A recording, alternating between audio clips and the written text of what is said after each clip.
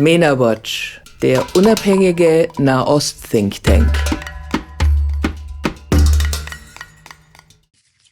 Welcome to Mena-Talk. My name is Jasmin Arémi. I'm a journalist at Mena-Watch, and joining me today is geopolitical analyst Paushali Lass and Dr. Dagan Amoss from Israel. In today's episode, we will be talking about the actual India-Israel relations with a closer look to cross-border terrorism. Nice that you are both here. Would you describe the current relationship between India and Israel at a strategic level, especially in defense and technology? So, namaste. I will describe it as a strategic partnership that is matured from a defense pursuit into a border capability partnership. Defense remains central, but the relationship now includes cybersecurity, quantum intelligence, agriculture, agriculture, homeland security, invasion ecosystems, and potentially a connectivity project. At the defense level, Israel has been important for India because it offers combat tested, technological fast delivery, and politically reliable cooperation.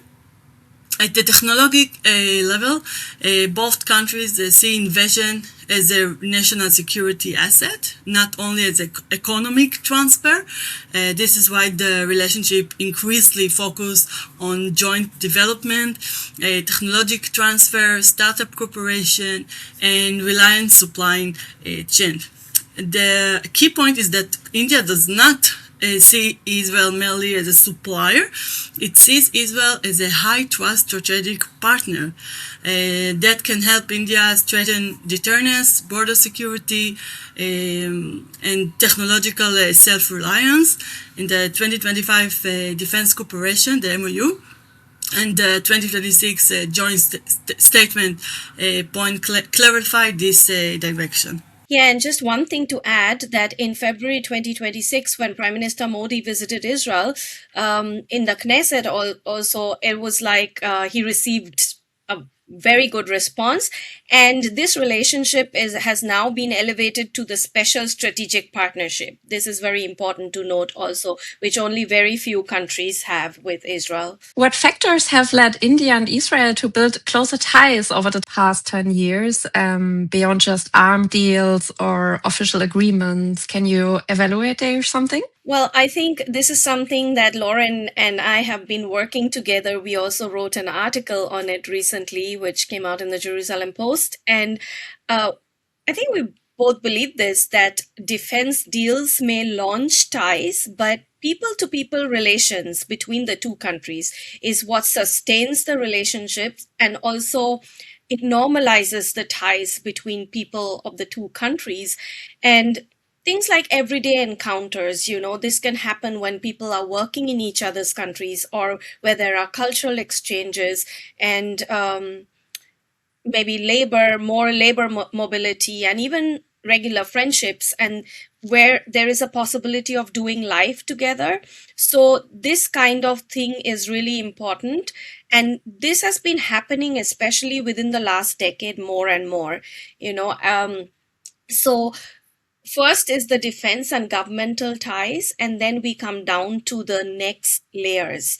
And, I just think it's important to know that, especially in the last, I would say like 5 to 6 years, people in India have taken a big interest in Israel, in understanding what Israel is like, because there is more government connections. So it's more in the media, let's say.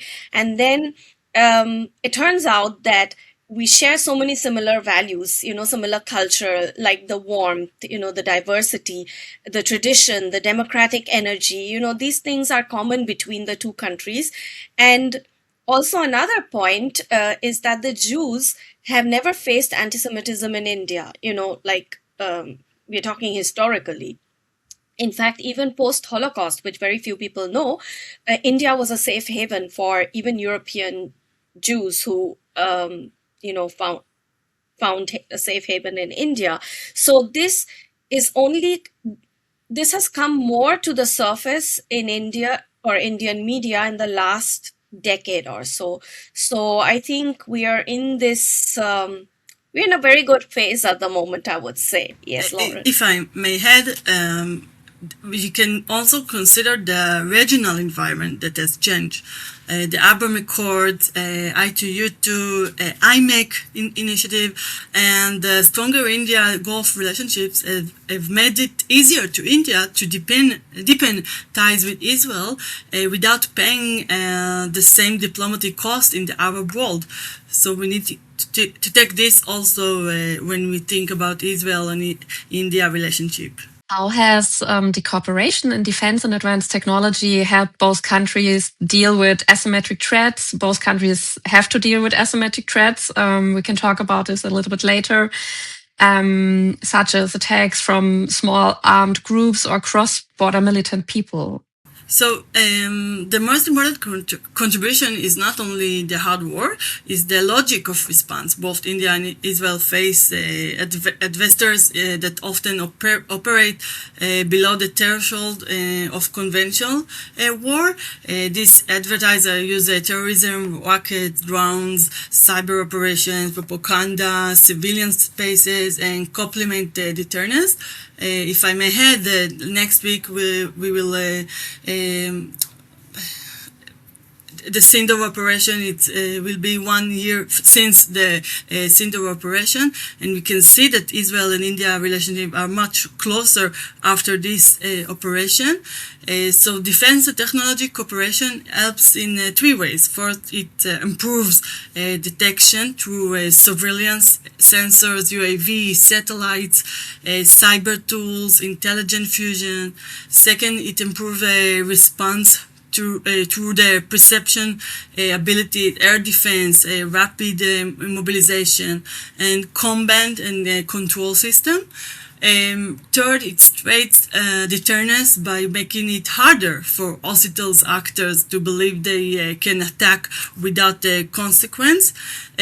For India, it's very highly relevant after 2016 surgical strike and 2019 blackout airstrike, and of course 2025 Sindoor operation. So these cases show that India is trying to create a new model of calibrated conventional punishment below the nuclear threshold. So in my own perspective, India and Pakistan crisis, that India moved from a reactive crisis management to a strategic punishment and deterrent. And for India and Israel, there is a lot of similarity that they can work together. I also believe like this close cooperation with Israel has enabled India to strengthen its policy of the zero tolerance towards terrorism, which is very important. Terrorism will not be tolerated at any level, and that is the Prime Minister's very open statement. And I do believe that this close cooperation with a militarily powerful country like Israel makes it possible to even come up with such statements. Maybe to break it down a little bit to the core, and for people which are probably not so much in the topic, of which borders are we both talking in Israel, and of which borders are we talking now when we talk about India? You want me to answer? Yeah, go ahead with the Israeli one. Yeah, good luck with that. You can answer for Israel and you can answer for the. Please don't remove this section. It was great. Of course. It's a very hard question, but it's very necessary. The border walls and fences can reduce infiltration, but they cannot eliminate. Their effectiveness depends on deterrent and intelligence, equality, political will, and the ability to respond quickly once suspicious movement is detected. India's border is extremely difficult to secure, as Israel in the north and in the south and in Gaza and whatever border you put your finger there, and it's pretty much I don't want to undermine for any side, but as India faced with Pakistan, mountains and militarized, so also with Bangladesh and China, we dealing with the Hezbollah from the north. From south we have Hamas, and although we have peace with Jordan and Egypt, you can see this is not the real relationship that Israel will and want, and we hope that maybe will make things much better. But I think there is a lot of similarity, and before you said that we have a shared democratic values, etc. So we share the same threats from the borders inside and outside our country, same as India. Yeah, I think that is a very important point, because both countries face a lot of threats inside that people forget as well. I mean, Israel in particular, with Judea, Samaria, with the West Bank, it's all like there's the Jewish villages, Arab villages, and of course the southern border with Gaza and also Egypt, Jordan on the east, Lebanon, Hezbollah on the north. As far as India is concerned, so talking about geographically, because our European audience may be less aware of the borders of India. So you have Pakistan on the west, and you have in the north, you have China, Nepal, which is a friendly country, but India and China are not good friends on many levels. And then there's the threat coming from Bangladesh, which is increasingly radicalized. There's been, in the recent past, number of horrific, brutal acts based on Islamist ideology towards the minorities in Bangladesh. And there is a real threat of Bangladeshi or cross-border terrorism coming from Bangladesh through entering India through Kolkata, which is on the eastern part of India, which happens to be also my city of birth. So I'm personally even connected in case of any threat happening there. And it's important to note that the Pakistani defense minister, the same guy who takes on some very bad, nasty comments about Israel, also recently said something about people entering India from Bangladesh. So it is nothing to take lightly, So these are the borders of countries surrounding India. So there is lots of possibilities for both countries actually coming from different areas. How effective are the border walls, surveillance systems, rapid response forces in preventing, in India and also in Israel, militant infiltration, and also alongside India's borders? So India is not simply copied Israel. India adapt Israeli lessons selectively to their own strategic environment. The main lesson India has drawn from the Israel is the importance of intelligence-led security.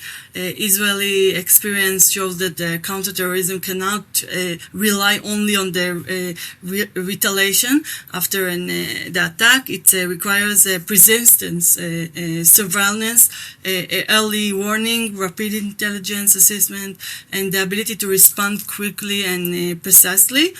Unfortunately, not the things that happened in October 7. Second, India has learned from the Israelis use layered border security, physical barriers combined with the sensors, drones, patrols, camera, and rapid response forces. Third, India has observed the idea of calibrated response, Israel as long as try to respond to attacks in a way that restore deterrence without necessarily trigger a full-scale war. India has moved from a similar direction after attacks such as Uri in 2016 and 2019 and Pangalaham in 2025. The objective is not only retaliation but strategic signaling. However, India's context is different. India faces the Pakistan nuclear-armed adversary, and China is a major power. So the geography is much larger, and its domestic security environment is more diverse. So therefore, the Israeli experience is a reference point, not a blueprint. To what extent is the India-Israel partnership based on public opinion or shared innovation culture, civil society connections, rather than only strategic or military interests? Well, I think political opinions do matter a lot. I mean, they enable partnerships, maybe, but political opinions, especially of the opposition, they may influence opinions of the public, but they don't define the partnerships because that is still done on a governmental level with the ruling party. Now, one thing, when the Congress party, which is the main opposition party in India, the Congress ruled India for a long time. Okay, so it was only 1992, just to give some context, that India, that diplomatic relations with Israel started in 1992. But the defense collaboration has been going on even before 1992. So, in fact, Israel helped also in the 1971 war. India has fought many wars with Pakistan and also China, and it has relied upon Israeli help. But it was never made public so much. Somehow the rhetoric was always like support for Palestinian cause, but there was always like behind the scenes, help taken from Israel. With the current government, with the Modi government, with BJP, it's become a very public thing. The Israeli defense partnerships, the collaborations. So it's become more in the consciousness of the public, of the people. They understand that Israel is a big help for India. So I think this is important to therefore distinguish. And the opposition party is very pro-Palestinian cause. So, but India, after all, I think most people in India would understand, because of the constant threats that we faced from Pakistan, most people understand that ultimately for India comes first. Indian security comes first.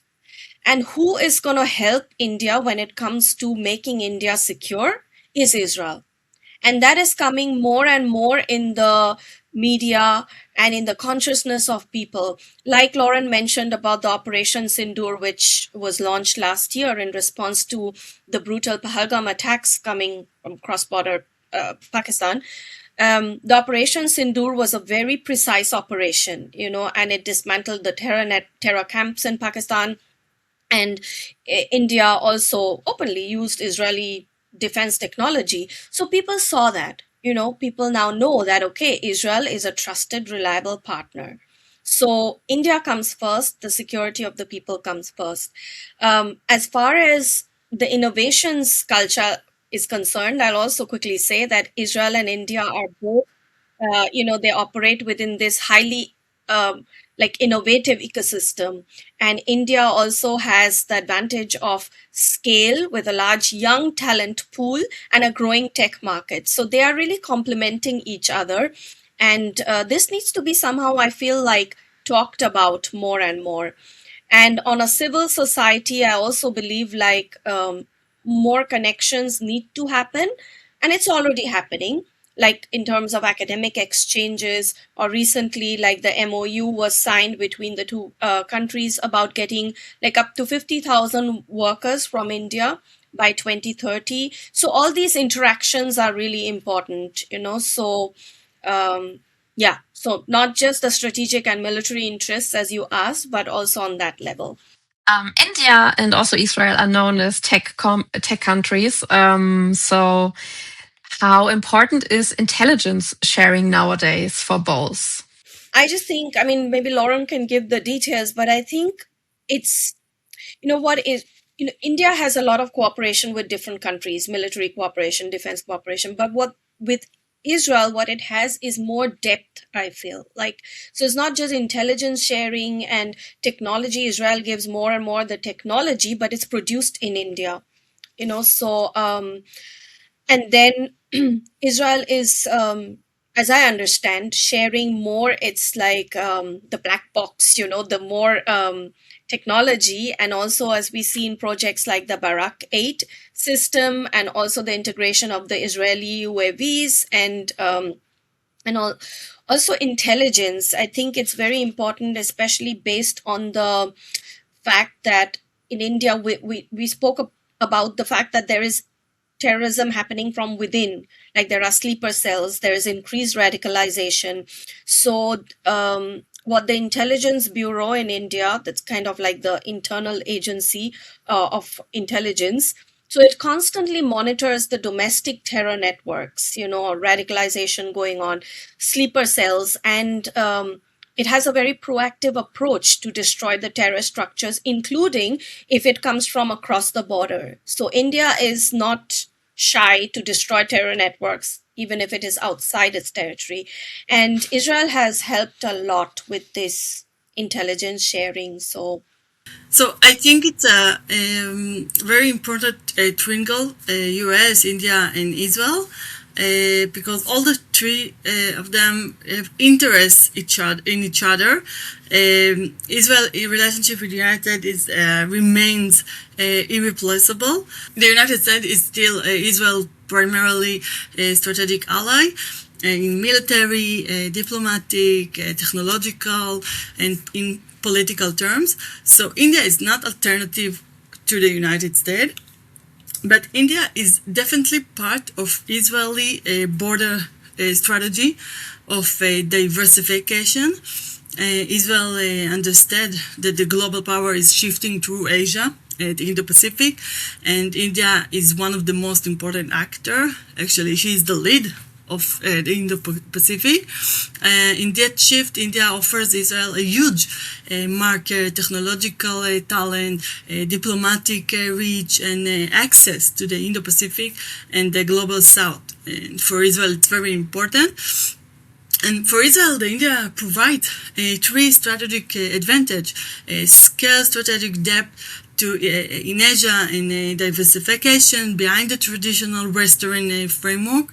And for India, Israel provides advanced defense technology, intelligence experience, invasion, and operational knowledge. So this is not about replacing the United States. It's about Israel building additional pillars of strategic resilience.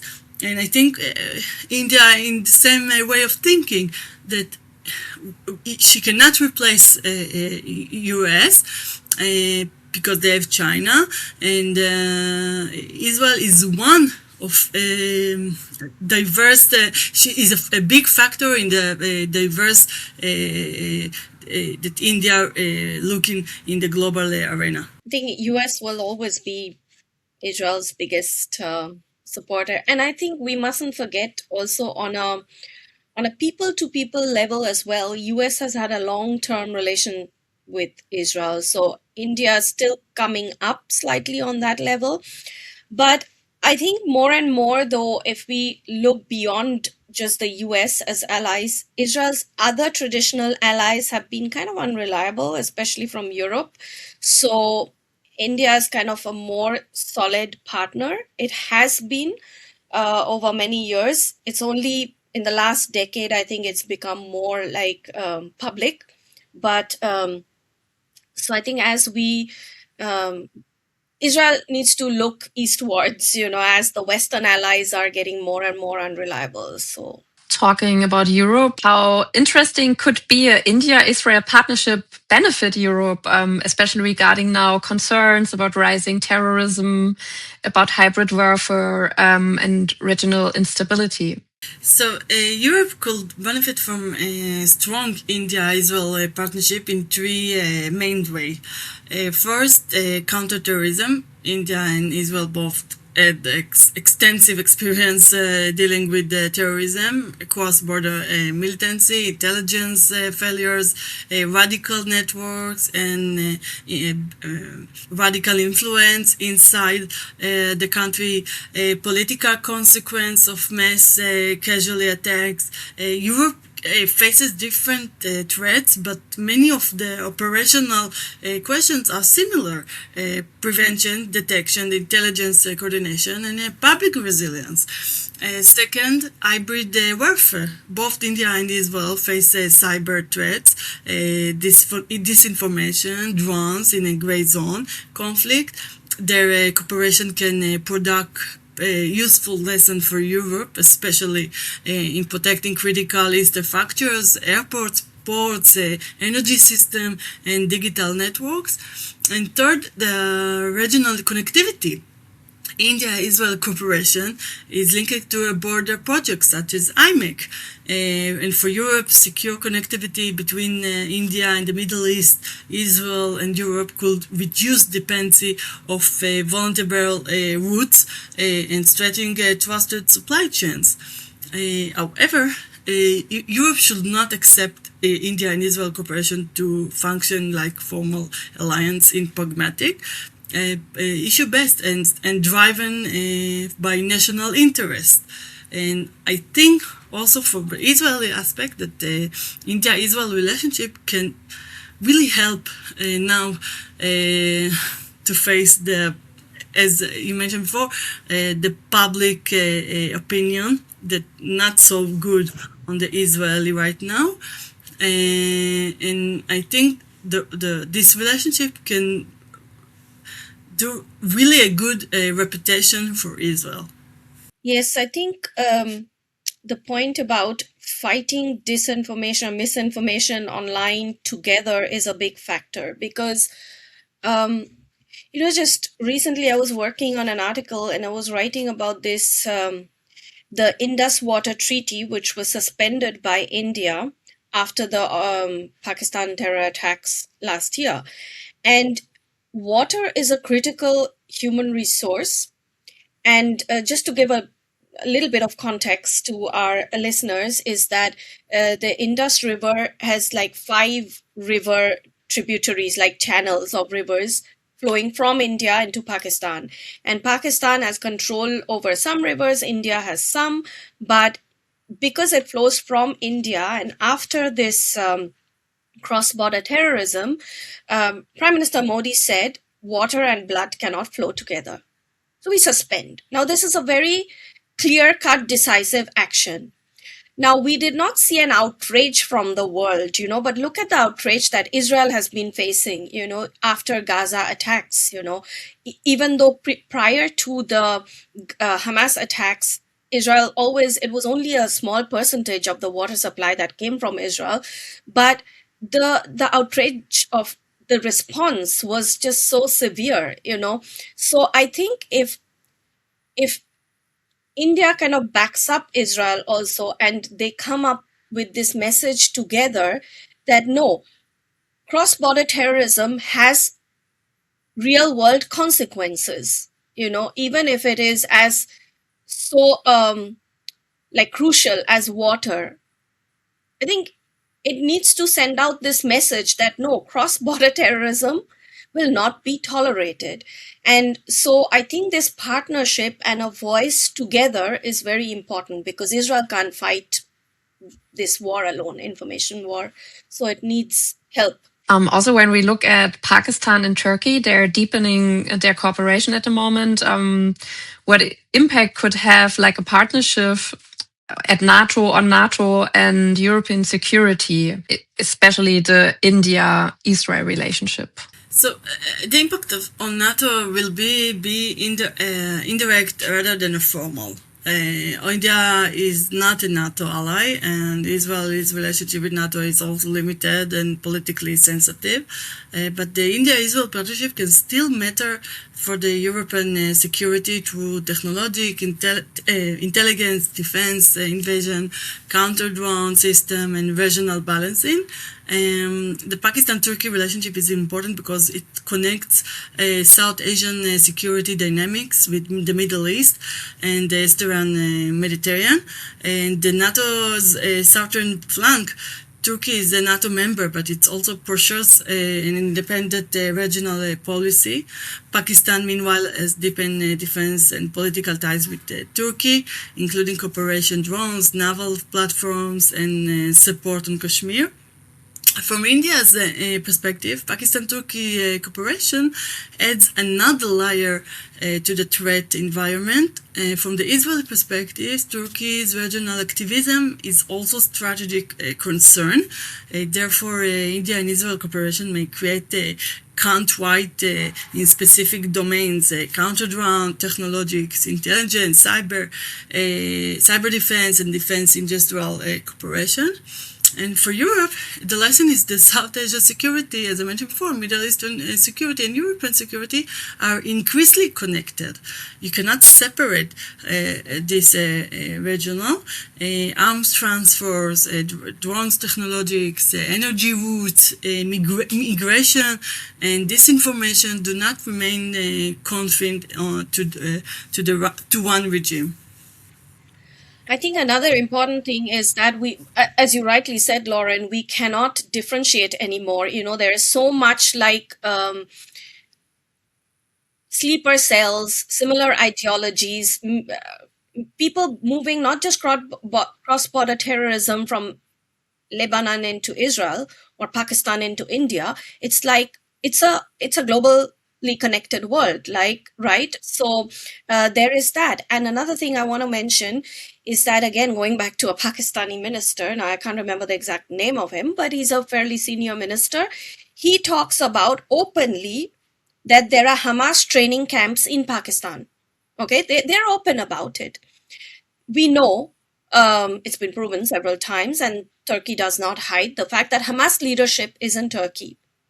So, you have these two countries, not only are they getting closer, I'm talking about Turkey and Pakistan, not only are they getting closer with this defense pact that they have, we've seen Turkish drones used in last year in Operation Sindoor.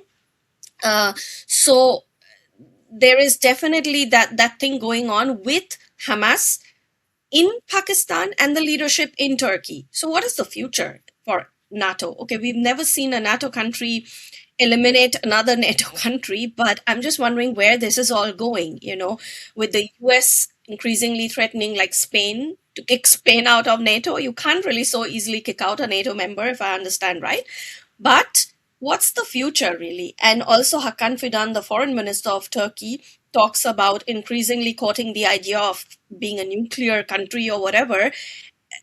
Pakistan is a nuclear country already. And in the past, they have the technology, they have the scientists who've helped Iran. I don't know where this is all going, let's put it this way, but this is something that the public needs to be aware of. It's not just cross-border terrorism means Pakistan and India and Turkey and Israel, but it's everywhere. So, yeah, this is super important for Europe. But one other thing I just want to mention is that both India and Israel have very strong partnership also as far as surveillance is concerned. They are open about it. Europe, the whole concept of surveillance is a little bit of a gray area, right? People don't like to hear the word surveillance. I'm in Germany. I know that people, it's not a very good term to use. So people's, it's a negative term, I would say. So, but what is important when we fight global terrorism? One last question. Where do you see the India-Israel partnership on a long term, like the next 5 years, in political messaging and also concrete project? In the political aspect, the relationship, I hope that will continue to be framed around invasion, counterterrorism, strategic resilience, and trusted partnership. India will continue to emphasize that strong ties with Israel do not prevent it from maintaining a relationship with the Gulf, Iran, and the Palestinians, and the global South. Israel will continue to present India as one of the most important Asian partners. In contract term, I accept growth in 5 areas: defense, production, cybersecurity, agriculture intelligence, counter-drone system, and air defense cooperation, and people-to-people relationship, academic aspect. I also accept more cooperation in water technology, food security, maritime security, and I wish the IMEC will finally go away. But the partnership will remain pragmatic rather than alliance-based. India will not enter to a formal anti-Iran or anti-Palestine bloc, and it's okay. There is independence, foreign and defense policy, and we need to understand that. Israel will welcome India's support, but it will understand that India's diplomacy is multi-alignment, and this Modi's way, and this. For right now, it's work for India, so we don't need to, to be obstacle in that way. Yeah, I can only emphasize that point that India's foreign policy is really kind of like India is the real diplomat. It will never take a stand that, yes, we are only pro-Israel and that's it. No, it will.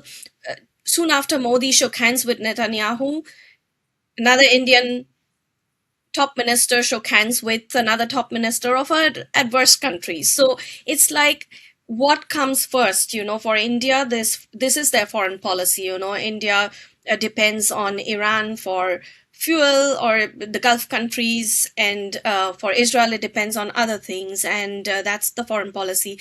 But talking about concrete projects, I just want to say that I'm very hopeful with the memorandum of understanding that was signed, especially in terms of labor mobility. So 50,000 workers from India in the next 4 years. So that is a huge deal, and that is to fill the void that Israel has after the lack of Palestinian workers doing certain jobs. But not only that, there is more investment that's going to happen between the two countries, and trade. So that is really important. I think that is the future. So more people-to-people connections, and one way of doing it is this MOU on labor mobility. Thank you a lot. That was geopolitical analyst Paushali Lass and Dr. Lauren Dagan Amoss. Thank you for your time. Thank you also for joining us here on Mena-Talk. My name is Jasmin Arémi. Stay tuned for more conversations about and across the Middle East here on Mena-Watch. Thank you. Mena-Watch, der unabhängige Nahost-Think Tank. Besuchen Sie auch unsere Website. Dort finden Sie täglich neue aktuelle Berichte und ausführliche wissenschaftlich fundierte Hintergrundanalysen zur Geschichte und Gegenwart der MENA-Region.